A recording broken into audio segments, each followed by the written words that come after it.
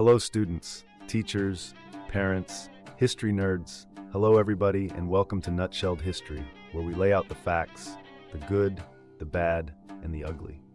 We continue with our modern world history series by looking at communism in East Asia. Don't forget that there's a link for a fill-in-the-blank worksheet in the description. Feel free to use it. I just ask that you like and subscribe. I apologize for any mispronunciations ahead of time. I do my best.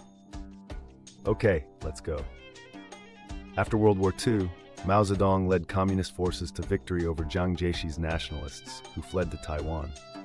Then Mao began to reshape China's economy.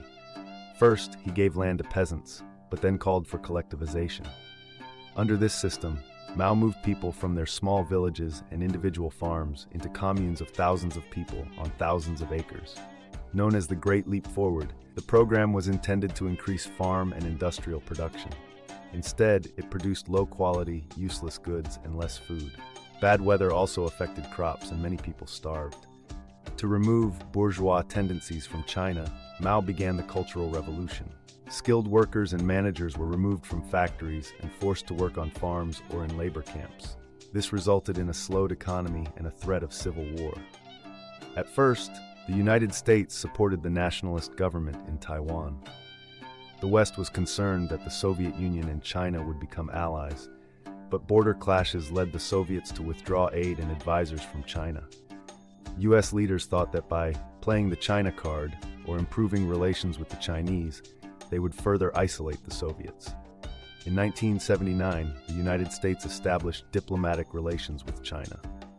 Korea was an independent nation until Japan invaded it in World War II. After the war, American and Soviet forces agreed to divide the Korean peninsula at the 38th parallel. Kim Il-sung, a communist, ruled the north, and Syngman Rhee, allied with the United States, controlled the south. In 1950, North Korean troops attacked South Korea. The United Nations forces stopped them along a line known as the Pusan Perimeter, then began advancing north. Mao sent troops to help the North Koreans. UN forces were pushed back south of the 38th parallel. In 1953, both sides signed an armistice to end the fighting, but troops remained on both sides of the Demilitarized Zone, DMZ. Over time, South Korea enjoyed an economic boom and a rise in living standards, while communist North Korea's economy declined. Kim Il-sung's emphasis on self-reliance kept North Korea isolated and poor. Poor you. It is time to recap. After World War II, Mao Zedong booted Jiang Zeishi's nationalists to Taiwan, rolled up his sleeves, and tried to remake China. First, he handed out land to peasants. Nice start. But then came collectivization, where folks traded their farms for mega-communes. The Great Leap Forward leapt straight into disaster with shoddy goods, crop failures, and a famine.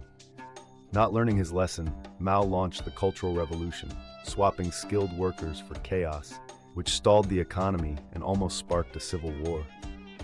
Meanwhile, the US, nervous about a Soviet-China bromance, cozied up to Beijing by the late 70s. Over in Korea, the North and South squared off after World War II, split by the 38th parallel. Kim Il-sung led the North, Syngman Rhee the South, and by 1950, war broke out. The UN and Mao's troops traded punches until a 1953 armistice paused the conflict. South Korea flourished, while North Korea under Kim's self-reliance mantra stayed isolated and poor. Proof that not every great leap lands on its feet. There you have it, folks. That is communism in East Asia nutshelled. Thanks for stopping by Nutshelled History. This channel would take a great leap forward if you would go nuts on those like and subscribe buttons for me. It'd be revolutionary. See y'all next time on Nutshelled History.